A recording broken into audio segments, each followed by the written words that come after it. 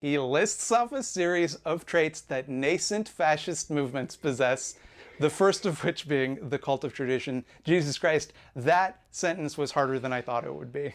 The cult of tradition, mind you, is not of any particular tradition. It's tradition itself. It is not relevant to a fascist or proto-fascist whether different traditions are compatible or contradict one another. Taken as a whole, they reveal some sort of wisdom or esoteric mysticism that reveals a higher truth.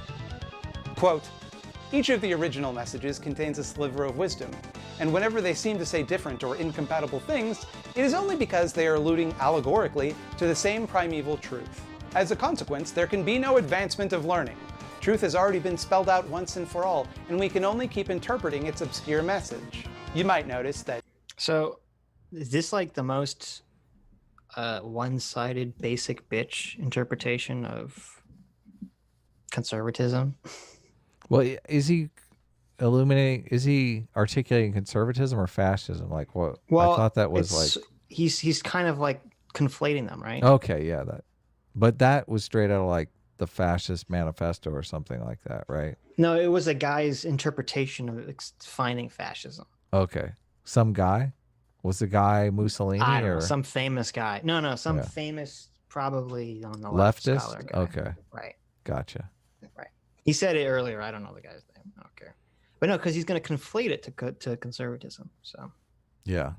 Well, they're the far right. They're reflexively anti-tradition. Right. In the same way, like people on the right sometimes are reflexively tradition.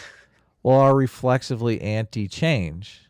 Right. Like a change can be good. We don't necessarily know. Like I said, you get laughed in the face by the academic agents of the world when you say, you know, it does, like trying new things is a way to discover things that you might not have thought were a thing. Like the lead thing in gasoline. Who would have thought? Oh yeah, lead lowers everyone's IQ by 5 points. Like exactly. Who would have thought that? Okay. Oh, who would have thought germ theory? Exactly. Right? Yeah, exactly. It's a new idea, or gravity, or any of the maths and sciences. Exactly. These are all new ideas. Exactly. Challenging the established traditions. Yes. But then you get things like Lamarckianism and stuff like that. And you're like, okay, well, that was an idea that didn't pan out. What's Lamarckianism? That's the other form of evolution that's like animals that stretch their neck a lot have babies that are neck stretchers. Yeah, it's completely bonkers. But were you watching what's his name's video? He was just talking about that. No, who was it?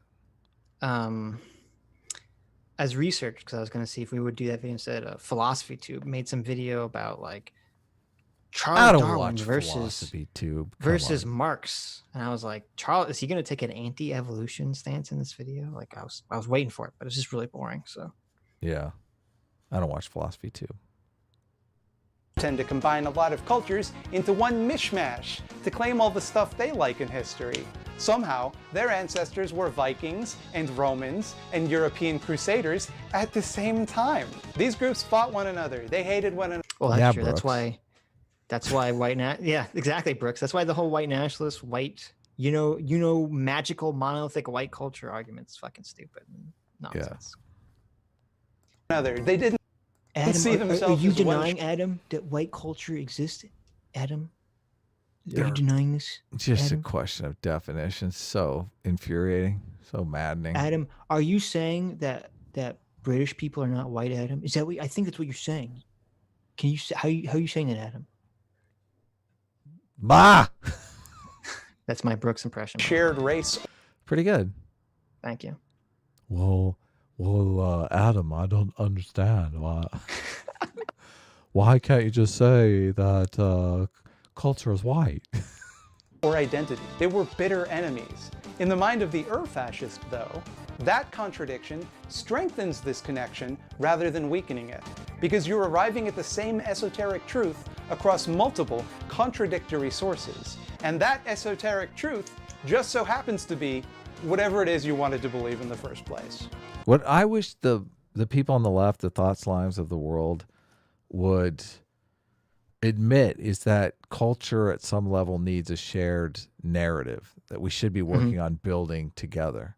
Like this whole idea that we're just going to sit and go, your fucking narrative sucks, you're lame. Like you're putting forward a narrative as well, but I don't even I don't know that this guy knows the narrative that he's putting forward, that he's articulating. Like I don't think he necessarily knows the flaws in that narrative or even the strengths in that narrative. Right. It's just kind of unconsciously spewing it out into the world. Well, and that's what's so toxic about if you're American, the sort of like anti-American narrative. Yeah, totally. Yeah. Which is like, obviously you should criticize your own country when it does things that are bad. Obviously, we don't want to be overly jingoistic, but there needs to be, as you said, there needs to be a shared narrative that everyone can bond their identity around. If you don't want them to bond their identity on race or gender or ethnicity or any of this other shit, sure, it has to be an American identity. Yeah.